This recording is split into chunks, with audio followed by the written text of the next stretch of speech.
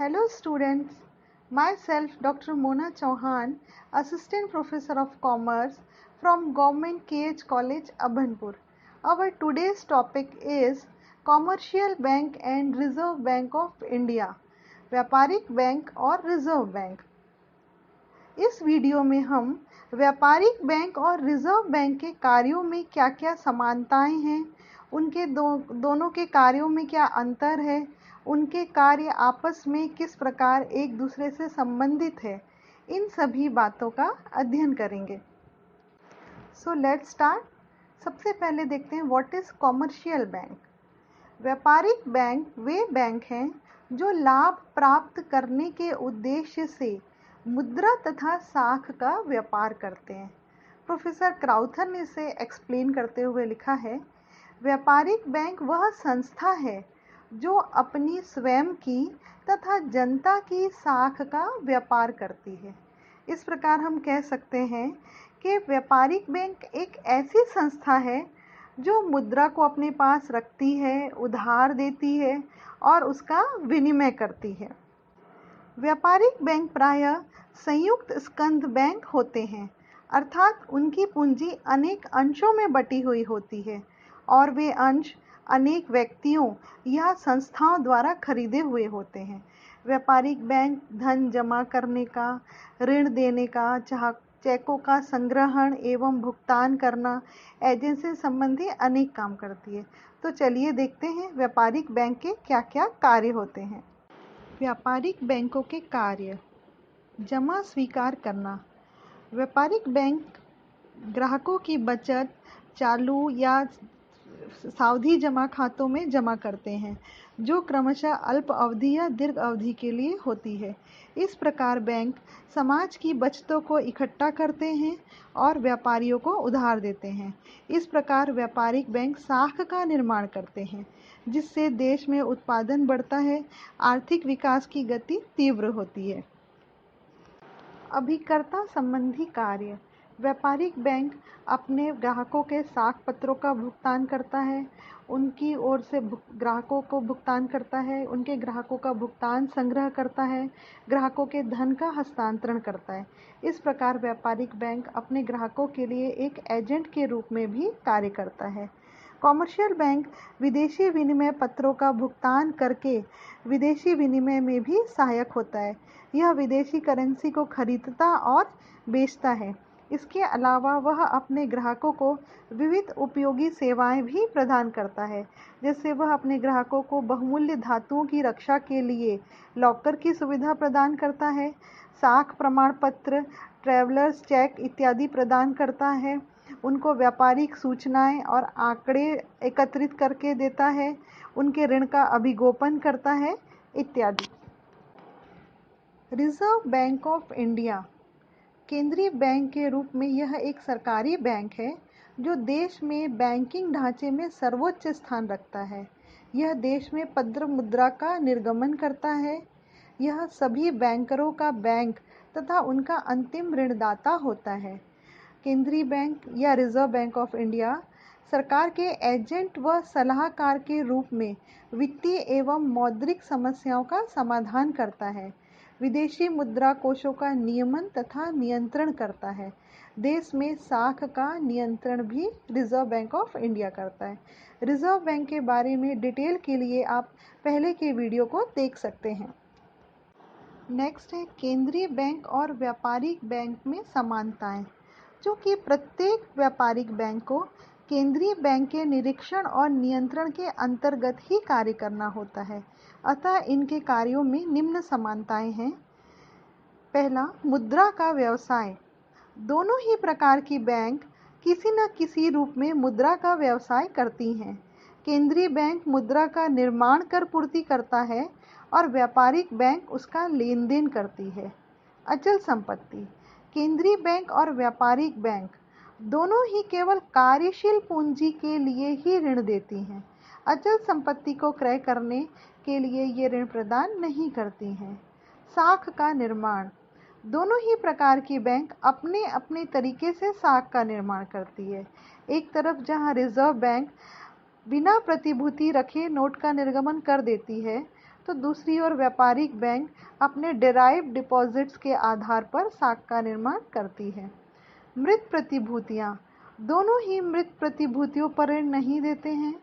अल्पकालीन ऋण दोनों ही प्रकार की बैंक अपनी संपत्तियों को तरल बनाए रखने के लिए केवल अल्पकालीन ऋण ही प्रदान करते हैं। आइए अब देखते हैं केंद्रीय बैंक और व्यापारिक बैंकों के कार्यों के बीच क्या अंतर है। Difference between RBI and commercial bank. First, संख्या के आधार पर संयुक्त राज्य अमेरिका ही केवल एक ऐसा देश है जहां 13 केंद्रीय बैंक हैं। बाकी सभी देशों में केवल एक ही केंद्रीय बैंक होता है, जबकि प्रत्येक देश में अनेक व्यापारिक बैंक होते हैं। सेकंड, नोट निर्गमन। केंद्रीय बैंक को पत्र मुद्रा निर्गमन का अधिकार होता है, अतः यह निर्गमन बैंक भी कहलाता है, जबकि व्यापारिक बैंक पत्र मुद्रा निर्गमित नहीं कर सकती। थर्ड, बैंकिंग व्यवस्था में स्थान।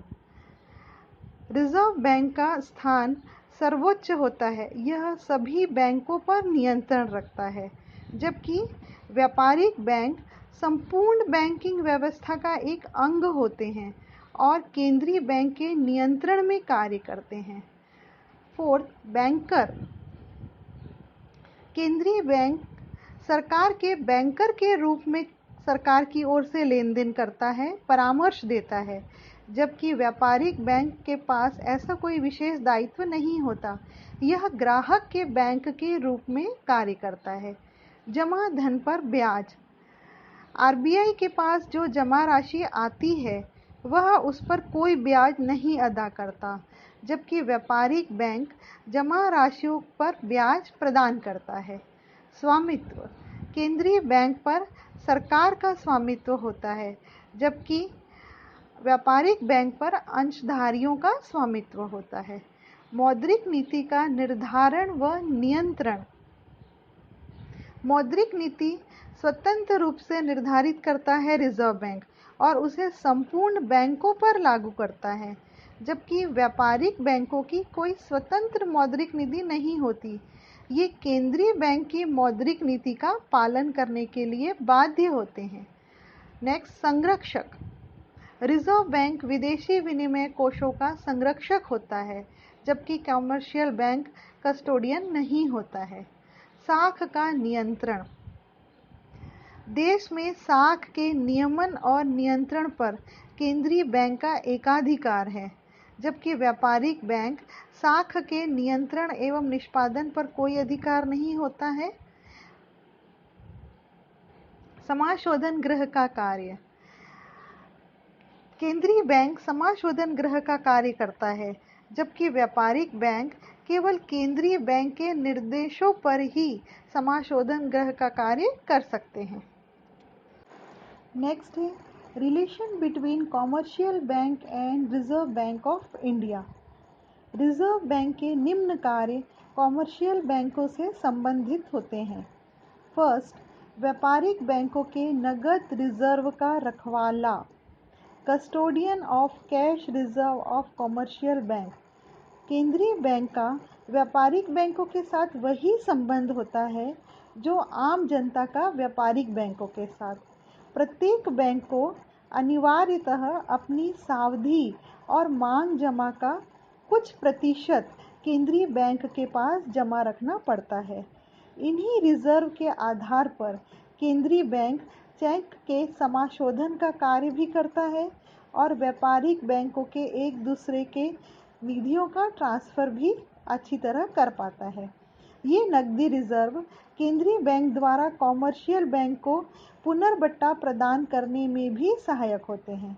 इस प्रकार केंद्रीय बैंक कॉमर्शियल बैंकों के नकदी रिजर्व के रखवाले का कार्य भी करता है और लेन देन को सुगम बनाता है। नेक्स्ट है अंतिम ऋणदाता के रूप में।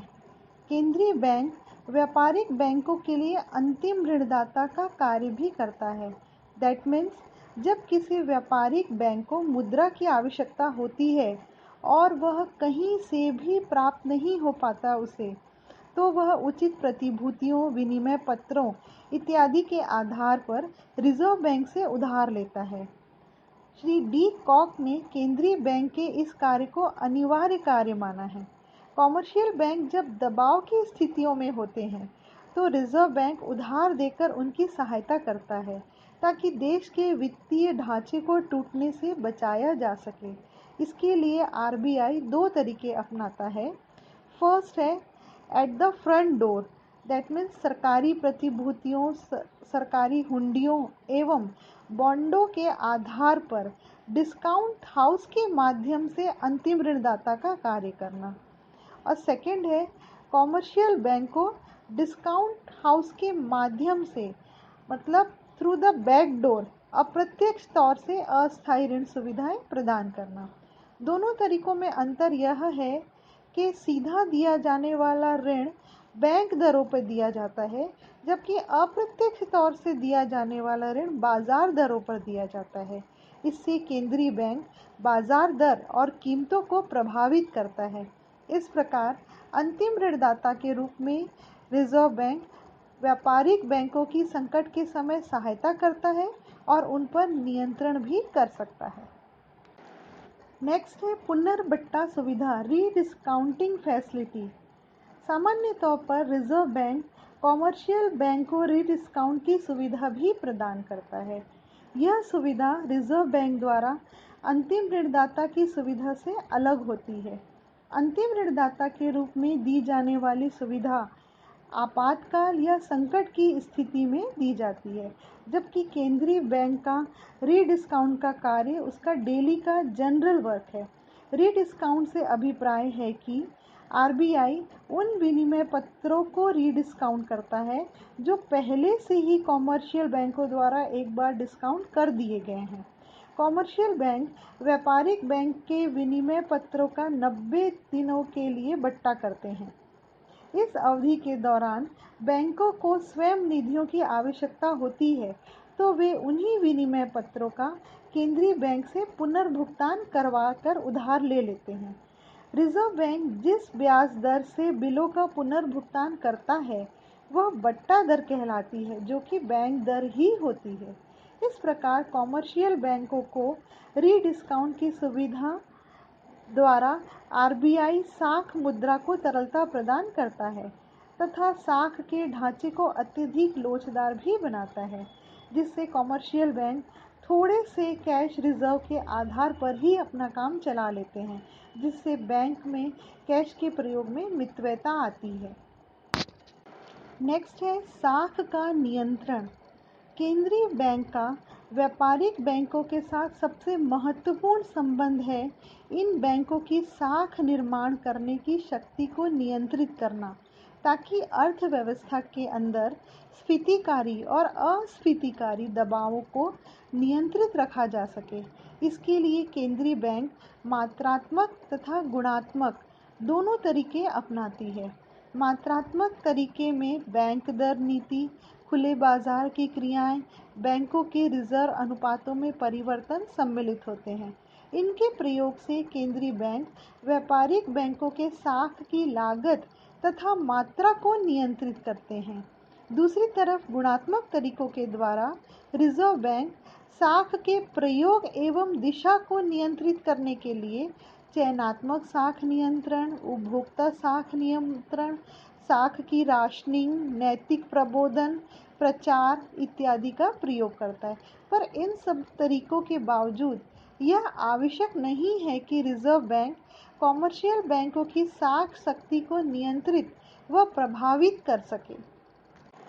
नेक्स्ट है केंद्रीय बैंक द्वारा कॉमर्शियल बैंकों की सामान्य देखरेख और नियंत्रण। केंद्रीय बैंक कॉमर्शियल बैंकों की सामान्य देखरेख और नियंत्रण का कार्य भी करता है। इसके लिए उसे कुछ विशेष कानूनी अधिकार भी प्राप्त हैं। इन्हीं कानूनी अधिकारों के अंतर्गत कॉमर्शियल बैंकों को रिजर्व बैंक द्वारा जारी किए गए समय समय पर जो अध्यादेश व नियम होते हैं उनका पालन करना अनिवार्य होता है, जिसके अंतर्गत निम्नलिखित पॉइंट हैं। पहला, बैंकों को लाइसेंस जारी करना। कोई भी कंपनी जो कॉमर्शियल बैंकिंग व्यवसाय प्रारंभ करना चाहती है उसे आरबीआई से इस कार्य के लिए लाइसेंस लेना पड़ता है। लाइसेंस जारी करने से पहले रिजर्व बैंक पहले व्यापारिक बैंकों की लेखा पुस्तकों का निरीक्षण करता है। उसके बाद दो बातों के बारे में यदि वह संतुष्ट हो जाए तब वह लाइसेंस प्रदान करता है। पहला, बैंक अपने जमाकर्ताओं के वर्तमान एवं भविष्य के दावों को पूरा करने में सक्षम है या नहीं। दूसरा, बैंक का कार्य ऐसे ढंग से किया जा रहा है कि इसके जमाकर्ताओं के हितों को हानि होने की तो कोई संभावना नहीं है। यदि रिजर्व बैंक इन दोनों बातों से संतुष्ट हो जाए तो वह बैंकों को लाइसेंस जारी कर देता है। इसके अलावा रिजर्व बैंक को यह भी अधिकार होता है कि यदि कोई बैंक अपना कार्य सही ढंग से न करे तो वह उसका लाइसेंस जब्त भी कर सकता है। नेक्स्ट है न्यूनतम प्रदत्त पूंजी एवं reserve, minimum paid up capital and reserve. Commercial बैंकों का संगठन और उनका कार्य सही वित्तीय ढंग से हो रहा है या नहीं, इसकी जांच के लिए केंद्रीय बैंक उनके भौगोलिक कार्यक्षेत्र के अनुसार प्रदत्त पूंजी और रिजर्व, नकदी रिजर्व और तरल संपत्तियां निर्धारित कर देता है। नेक्स्ट है बैंकों का निरीक्षण। केंद्रीय बैंक को यह अधिकार होता है कि वह किसी भी बैंक का किसी भी समय जांच या उनका अंकेक्षण कर सके। ऐसा वह अपने आप को इस बात से संतुष्ट करने के लिए करता है कि बैंकों की पूंजी तथा नकदी रिजर्व कानून के अनुसार है या नहीं। नेक्स्ट, निवेश नीति पर नियंत्रण। केंद्रीय बैंक कॉमर्शियल बैंकों की निवेश नीति पर भी नियंत्रण रखता है ताकि ये बैंक अनुचित ढंग से निवेश न कर सकें। इसके लिए केंद्रीय बैंक बहुत नियम बनाता है ताकि वह यह देखने का प्रयास भी करता है कि वह बैंक अपने प्रबंधकों को लोन तो नहीं दे रहे हैं या किसी ऐसी कंपनी को तो लोन नहीं दे रहे हैं जिसमें प्रबंधकों का पर्सनली कोई हित हो। नेक्स्ट, शाखा संबंधी नीति। केंद्रीय बैंक देश के विभिन्न क्षेत्रों में शाख की आवश्यकता के अनुसार बैंकों को शाखाएं खोलने संबंधी नीति का अनुसरण करता है। प्रत्येक बैंक को किसी भी स्थान पर अपनी शाखाओं को परिवर्तित करने से पहले केंद्रीय बैंक से स्वीकृति लेनी होती है। नेक्स्ट, विलय संबंधी नीति। केंद्रीय बैंक जब देखता है कि कोई व्यापारिक बैंक अपने दायित्वों को पूरा करने में असमर्थ है और उसकी ऋण नीति ऐसी है जिससे जमाकर्ताओं के हित को हानि होने की आशंका है, ऐसी स्थिति में वह उस व्यापारिक बैंक का दूसरे बड़े और मजबूत व्यापारिक बैंक में विलय कर देता है। नेक्स्ट है प्रबंधन पर नियंत्रण। आरबीआई व्यापारिक बैंकों के प्रबंधन पर भी नियंत्रण रखता है ताकि बैंक के प्रबंधक योग्य और ईमानदार व्यक्ति हों जो बैंक का कार्य ठीक प्रकार से संचालित कर सके। किसी बैंक के कितने प्रबंधक होने चाहिए, उनकी योग्यताएं क्या हो, उनका वेतन और भत्ते कितने हों, उनमें कौन से व्यक्ति प्रबंधक बनने योग्य हैं, इन सभी बातों के बारे में केंद्रीय बैंक नियम बनाता है। बैंक के प्रबंधक बोर्ड और अध्यक्ष की नियुक्ति केंद्रीय बैंक की स्वीकृति के बिना नहीं की जा सकती। आरबीआई को यह अधिकार है कि वह बैंक के किसी प्रबंधक या अध्यक्ष को हटाने या नियुक्त करने का आदेश दे सकता है। नेक्स्ट, आंकड़े एकत्र करना और छापना। सभी कॉमर्शियल बैंकों के लिए यह आवश्यक है कि प्रत्येक मास के अंत में अपनी कुल देयताओं और संपत्तियों का चिट्ठा केंद्रीय बैंक को भेजें। केंद्रीय बैंक में एक अलग विभाग होता है जिसमें सभी बैंक से प्राप्त सूचनाओं को एकत्रित करके मासिक, त्रैमासिक तथा वार्षिक रिपोर्ट या पत्रिका में प्रकाशित किया जाता है। इससे देश की बैंकिंग व्यवस्था कैसी है, उसकी स्थिति एवं मौद्रिक नीति की सफलता का ज्ञान होता है। आशा है इस वीडियो से आपको रिजर्व बैंक और व्यापारिक बैंक के आपसी संबंध अच्छी तरह समझ में आए होंगे। धन्यवाद।